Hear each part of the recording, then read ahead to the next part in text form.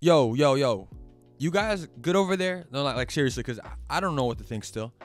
I don't really believe it that Kevin Durant is now a Phoenix Sun and is joining Chris Paul, Devin Booker, and Deandre Ayton. First of all, look at my live reaction of this trade while I was playing Call of Duty with the boys. Oh my gosh, guys. This is live reaction. The Nets acquire Mikal Bridges, Cam Johnson, Jae Crowder, 4 first-round picks for Kevin Durant. Actually? Yes, bro. That is No wild. way. I just got the notification. That is wild. Hey, so he's going to the Hornets? He's going to the Suns. No, That's the you know Suns. Miles Bridges. He's not on a team, bro. Oh, my bad. So yeah, excuse my boy Josh. You know, he thought Miles Bridges was still in Charlotte. That's not important. What's important here is that the Brooklyn Nets traded Kevin Durant to the Phoenix Suns. This is the full trade details. The Phoenix Suns receive Kevin Durant, TJ Warren, and the Brooklyn Nets receive Mikal Bridges, Cam Johnson, Jae Crowder, 4 unprotected future first-round picks, and it's 2023, 2025, 2027, and 2029. Obviously, you see that they're not back-to-back first-round picks because of the stipend rule. You're only allowed to send a first-round pick every other year, and then a 2028 pick swap. My initial reaction, this is a super team, you know. I thought this trade deadline was going to be dead. And then we had Kyrie Irving, obviously. And then we had Kevin Durant, and the dominoes started to fall. Like this, before the trade deadline, it was rumored to be like a seller's market. It was really looking like a buyer's market when now you reflect on it. First, you know, Kyrie Irving requested that trade. Then he got traded, and then we got news already that the Suns may pursue Kevin Durant if he asked out. We didn't get any news. We did not hear about Kevin Durant demanding or requesting a trade. And then, boom, right out the cut, the Phoenix Suns step in and give them this package. And what was confusing to me was when that Kyrie Irving trade initially happened, we saw Spencer Dinwiddie get traded, Dorian Finney-Smith, and a 2029 future first-round pick. In my opinion, I was like, okay, it's kind of obvious right now that the Brooklyn Nets are kind of trying to retool and build a contending team around Kevin Durant, because it was rumored the Lakers were willing to offer Russell Westbrook or a combination of players with those 2 first-round picks for Kyrie Irving. If they took that, then I was going to think, yes, the Brooklyn Nets were trying to rebuild. It wasn't obvious with that first Kyrie Irving trade for Spencer Dinwiddie and Dorian Finney-Smith that the Brooklyn Nets were trying to rebuild. Not at all. And now we see this. Mikal Bridges, Cam Johnson, Jae Crowder, well, he eventually went to the Bucks, and 4 future first-round picks and a pick swap. Like I said, this might be, like, when you think about it, the Phoenix Suns did not even have to give up Deandre Ayton. And from what I've heard and read, it was because you're not allowed to have 2 players on rookie max extensions unless they were drafted to that team. And as you see, Ben Simmons, Deandre Ayton, both on rookie max extension. So that wasn't possible. And when you just think about it, like the Brooklyn Nets, they got solid pieces in return, obviously. Mikal Bridges, Cam Johnson. But those aren't franchise players that you're going to build around.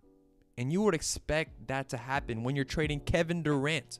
Obviously, it seems like a lot for first-round picks. But it's Kevin Durant. You got to give up something to get a guy who is one of the greatest scorers of all time and also is playing at an MVP level. And also, you get TJ Warren in return, too.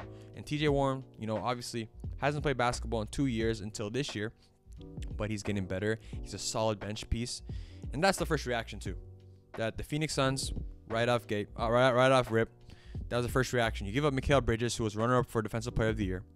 Cam Johnson, good scorer. He was a good, like, 6-man last year, stepping into that starting role, give you shooting, solid defense, give you a little bit of versatility. And the depth looks really trash right now. Like, I'm looking at the roster.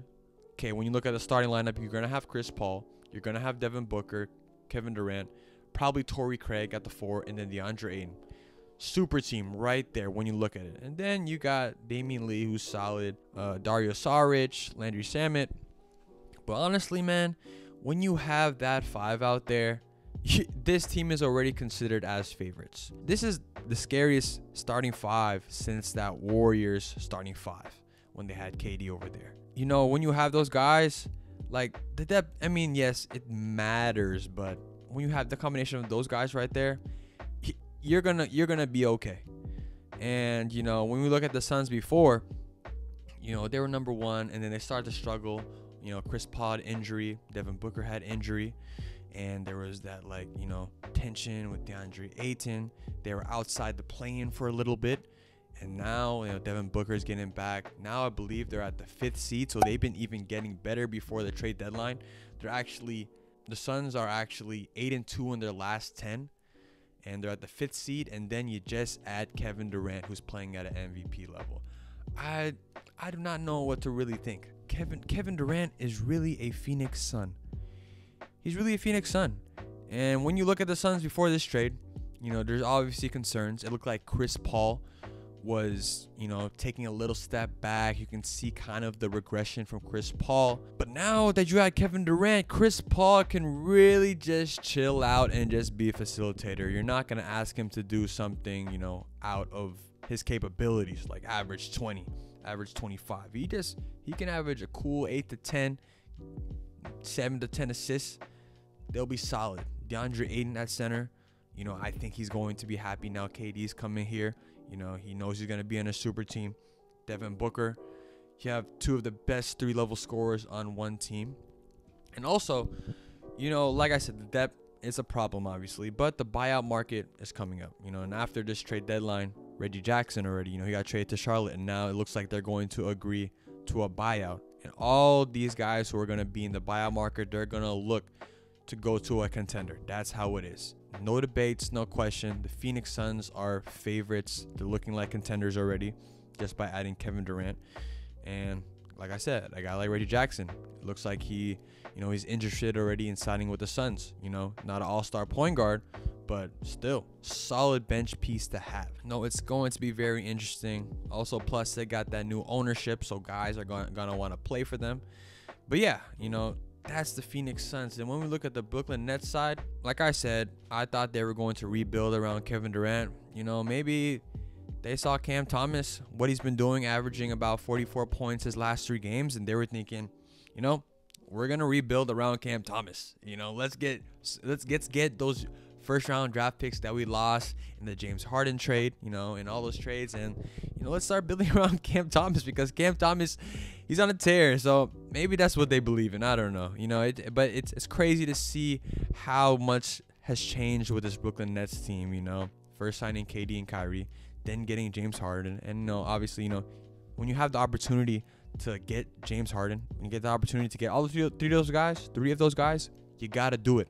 And it just didn't work out. And you know, this Brooklyn Nets organization, I don't know if just these stars had a problem with them, but it looks like there's something going on.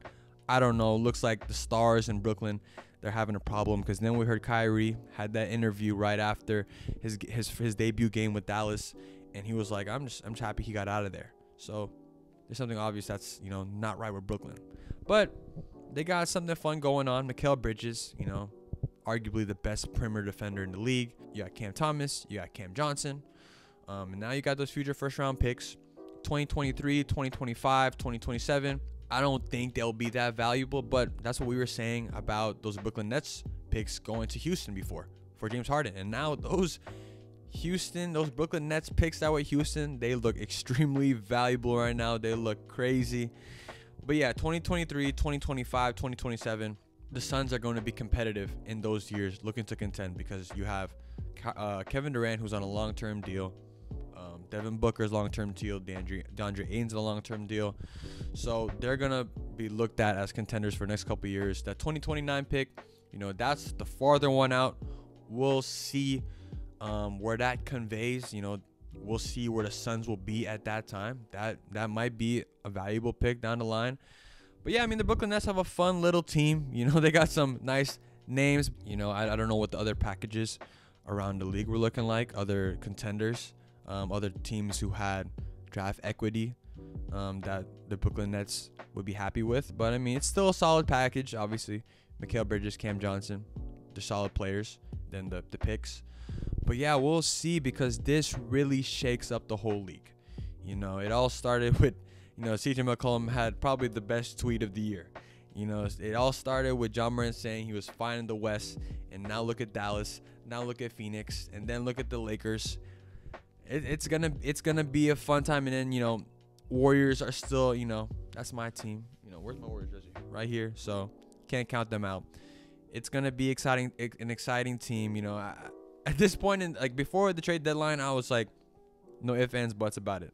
The East is better than the West this year. The West, they're back up top.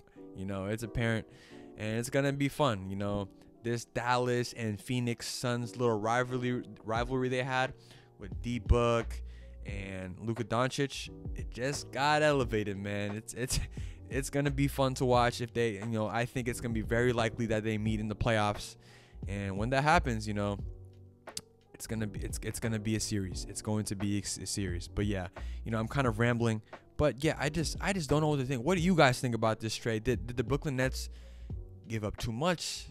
Or no, did the Phoenix Suns give up too much? Did they give up little? Who won the trade in your guys' eyes? In my opinion, it's the Phoenix Suns. You had Kevin Durant, and TJ Warren is just a bonus. And then I think that they're going to be able to get a solid piece or two in the buyout market. So the Phoenix Suns are in a good place. And the Brooklyn Nets, draft equity, of course. But yeah, let me know what you guys think down below. But yeah, I can't even do the outro right now. I'm a loss for words for what just happened, man. I don't know how I'm going to edit this video either. But yeah, until next time, peace.